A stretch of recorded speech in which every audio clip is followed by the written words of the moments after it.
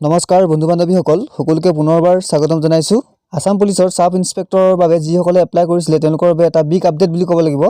কাৰণ state level police recruitment board চমুকৈ SLPRB এ অফিচিয়ালি এখন নটিফিকেশন মুকলি কৰিছে আৰু তাত উল্লেখ কৰিছে যে আসাম পুলিচৰ যি ABUB 306টা আৰু 320টা সাব ইন্সপেক্টৰ পদ আছিল আৰু লগতে 10টা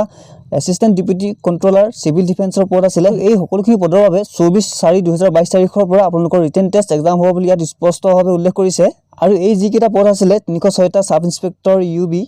আৰু 320টা সাব ইন্সপেক্টৰ AB লগতে 10টা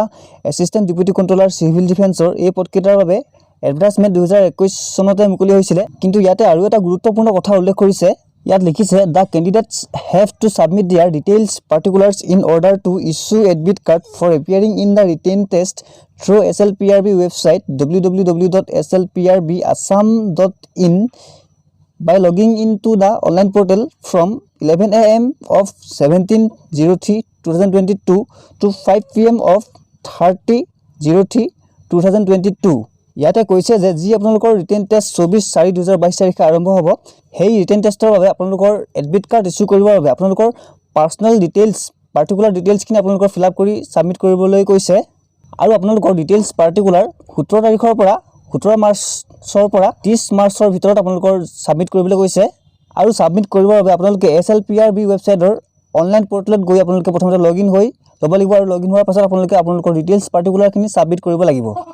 আৰু যদিহে আপোনালোকে সাবমিট নকৰে তেতিয়াহলে কিন্তু আপোনালোকৰ যেটো এডমিট কাৰ্ড হয় এডমিট কাৰ্ডটো আপোনালোকৰ ইস্যু নহব গতিকে আপোনালোকে আপোনালোকৰ ডিটেইলছ পাৰ্টিকুলাৰ অহা 17 তাৰিখৰ পৰা 30 তাৰিখৰ ভিতৰত 11 বজাৰ পৰা আপোনালোকৰ ষ্টাৰ্ট হ'ব গতিকে আপোনালোকে সেই তেতিয়াৰ পৰা আপোনালোকৰ যেটো ডিটেইলছ পাৰ্টিকুলাৰ হয় সকলোখিনি সাবমিট কৰক আৰু সাবমিট কৰিবৰ বাবে প্ৰথমে আপোনালোকে SLPRB ৱেবছাইটত প্ৰথমতে লগইন হ'ব লাগিব লগইন হোৱাৰ বাবে আপোনালোকৰ এপ্লিকেশন নাম্বাৰ আৰু নেম বা ডেট অফ বাৰ্থ দি আপোনালোকে প্ৰথমতে লগইন হ'ব লাগিব আৰু তাৰ পিছত আপোনালোকে আপোনালোকৰ ডিটেইলছ পাৰ্টিকুলাৰখিনি সাবমিট কৰিব লাগিব আৰু সাবমিট কৰোতে যদি আপোনালোকৰ কিবা অসুবিধা হয় টেকনিক্যাল ইস্যু হয় তেতিয়াহলে আপোনালোকে এই যেটো নম্বৰ দিয়া আছে ইয়াতে আপোনালোকে কন্টাক্ট কৰিব পাৰিব দিনৰ 10 বজাৰ পৰা 5 বজাৰ ভিতৰত আপোনালোকে কন্টাক্ট কৰিব পাৰিব সো বন্ধু বান্ধৱীসকল এইটো আছে ইনফৰমেশন আপোনালোকক জনালো আপোনালোকে যিমান পাৰে ভিডিওটো শ্বেয়াৰ কৰি দিয়ক যাতে সকলোৱে কথাটো গম পায় সকলোৰে যাতে সুবিধা হয় যিসকলে সাব ইন্সপেক্টৰৰ বাবে এপ্লাই কৰিছিল তেওঁলোকে যাতে এই ইনফৰমেশনটো পাই যায় গতিকে আপোনালোকে অলপ সময় মিলাই ভিডিওটো শ্বেয়াৰ কৰি দিয়ক যিমান পাৰে ধন্যবাদ জয় আই অসম